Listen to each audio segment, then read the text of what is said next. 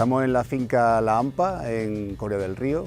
Pertenece al Instituto de Recursos Naturales y Agrobiología del Consejo Superior de Investigaciones Científicas. Mi nombre es Alfonso Moriana, soy profesor de la Universidad de Sevilla y junto a mis compañeras María José Martín Palomo y Mireia Corel vamos a presentaros un vídeo en el que vamos a explicar una serie de protocolos para controlar el riego deficitario en olivar. La falta de recursos hídricos y la competencia con otros usos del agua en la agricultura hace que en general los olivares en España y concretamente en Andalucía pues se rieguen por debajo de sus necesidades y el agricultor muchas veces sin saberlo va a hacer aplicaciones de riego deficitario. Existe un tipo de programación de riegos que denominaremos riego deficitario controlado, en el cual somos capaces de administrar las condiciones de estrés hídrico en el árbol de manera que podemos conseguir un ahorro significativo de agua, afectando poco o prácticamente nada a la producción que vamos a obtener en el árbol. Para ello, tradicionalmente se han empleado una serie de metodologías que van a estar relacionadas con una estimación del consumo del agua, pero nosotros en cambio iremos a emplear medidas directamente en el árbol, en la planta. Hay otra posibilidad que es el uso también de medidas en suelo. Consideramos que las medidas en planta pues son más sensibles debido a que estamos midiendo directamente en el sujeto productivo, es decir, en el árbol, que es donde vamos a obtener la cosecha. Hay diferentes tipos de metodologías que a partir de los 90 se empiezan a sugerir, pero nosotros concretamente nos basaremos en una, que se denomina el potencial hídrico en hoja. El potencial hídrico es una medida fisiológica que, simplificándolo mucho, lo que nos va a indicar es la tensión o la fuerza que la planta tiene que hacer para obtener el agua del suelo. Se expresa en números negativos y cuanto más negativos sean estos números nos indica que mayor fuerza y mayores problemas tiene el árbol para obtener este agua del suelo. Esta medida va a estar ligada no solamente a las condiciones de estrés hídrico que pueda tener la planta, es decir, las condiciones de falta de agua en el suelo, sino también a las condiciones ambientales en las que la planta se encuentra creciendo. De manera que si nosotros vemos un ciclo diario de potencial hídrico, vemos que los valores van variando a lo largo del día y no es lo mismo los valores a primera hora de la mañana, que van a ser mucho menos negativos, que los valores al mediodía, que debido a que tenemos la mayor demanda evaporativa, pues la planta va a necesitar hacer un mayor esfuerzo, incluso en condiciones de riego total o ausencia de estrés hídrico.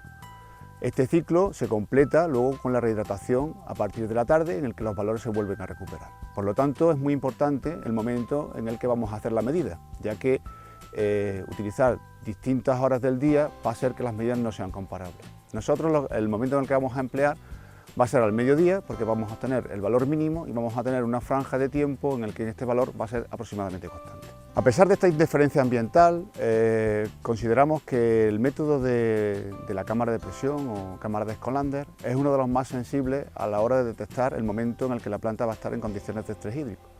Y no solamente eso, sino que además es fácil de interpretar y seguramente ahora mismo es la forma más barata de hacer una programación de riego fijándonos en la planta.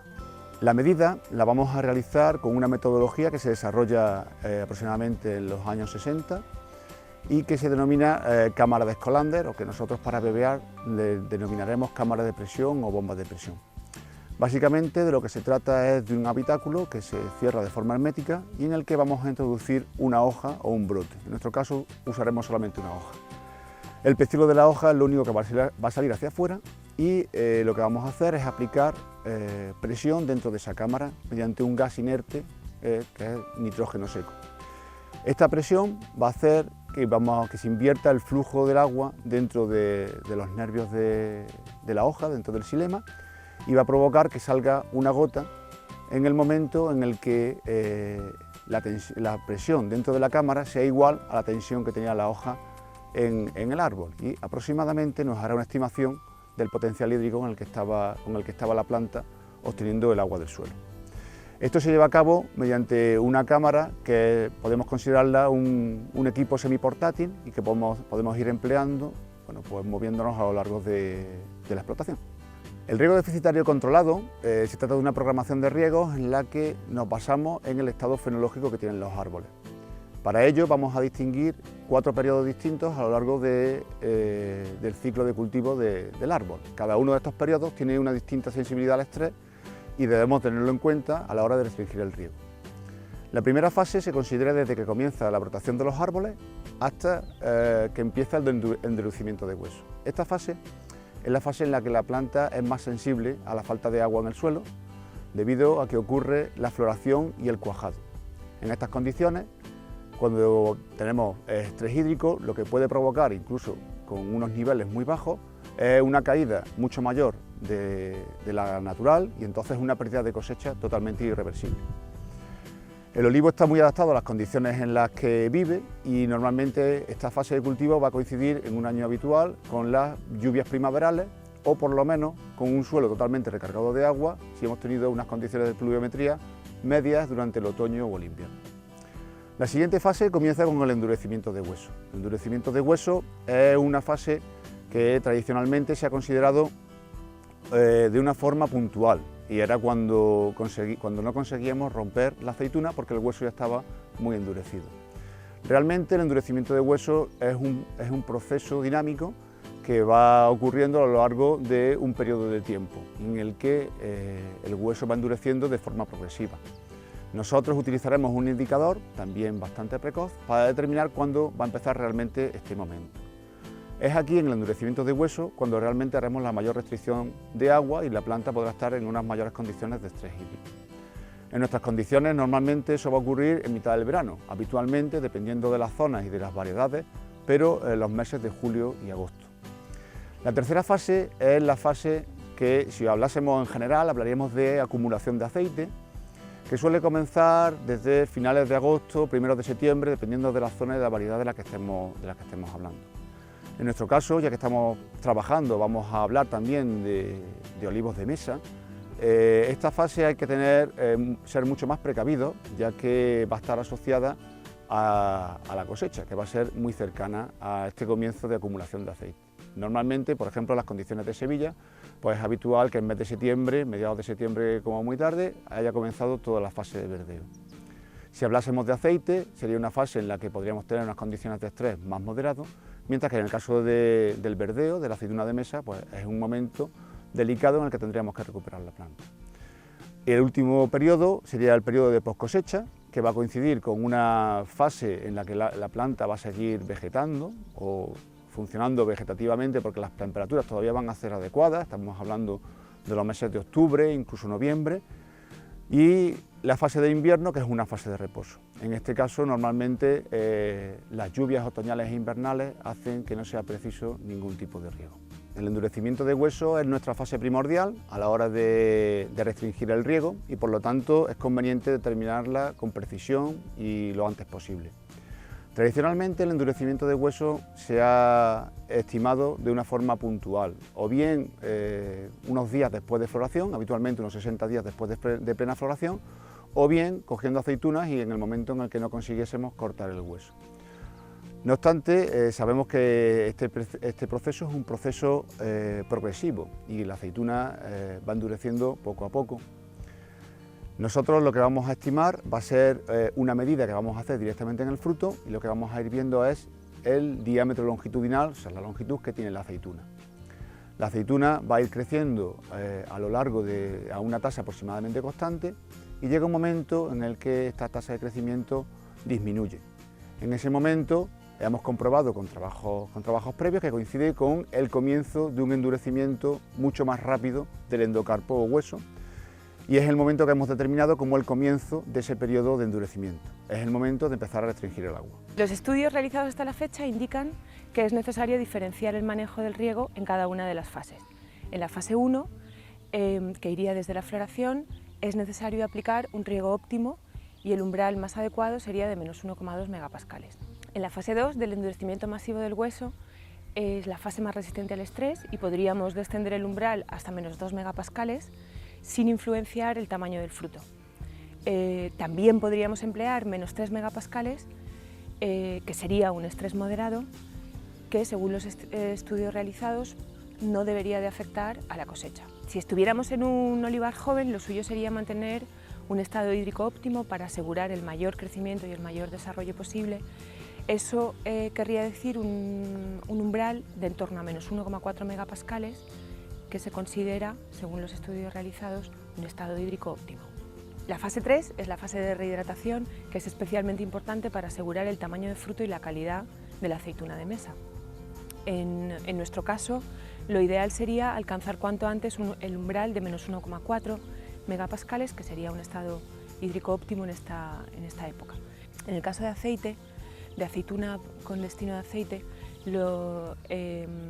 se recolecta más tarde, entonces podríamos empezar la rehidratación. Esta fase podría empezar a finales de agosto y lo suyo sería establecer dos pasos. Uno primero, subiendo a menos 2 megapascales, que se considera un estrés moderado, pero que según los estudios realizados hasta la fecha mejora la acumulación de aceite, para luego pasar a una segunda fase antes de la recolección y ya alcanzar menos 1,4 megapascales y poder obtener una cosecha óptima, máxima.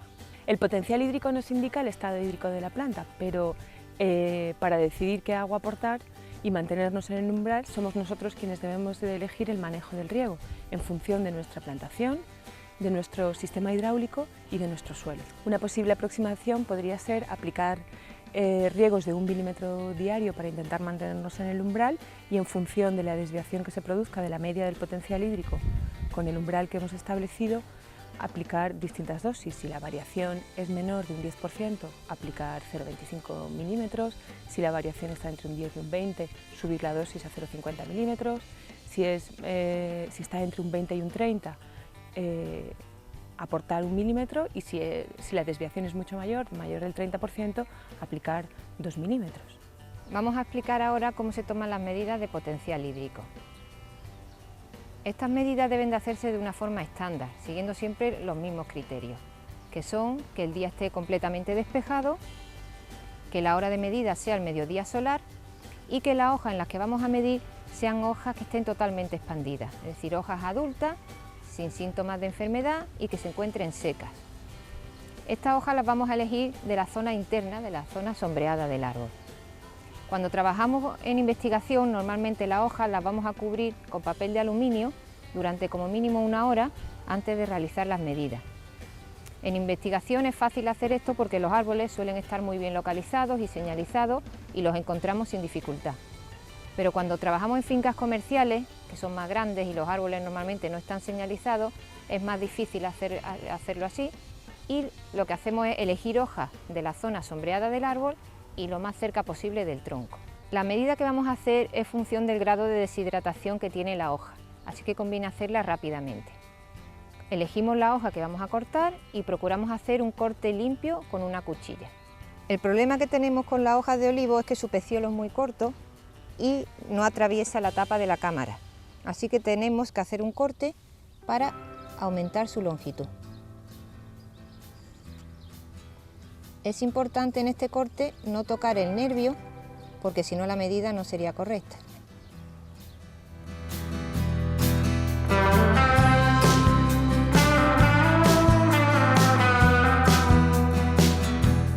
Una vez hecho el corte, colocamos la hoja en la tapa de la cámara de presión. Una vez colocada la hoja en la tapa, apretamos bien para evitar que se salga el gas y la colocamos en la cámara. Cerramos la cámara y abrimos la llave de paso del gas para que vaya entrando el gas en el interior de la cámara de forma lenta y gradual. A la misma vez hay que observar el peciolo con una lupa hasta que se vea salir una gota de agua en la zona central de la estela.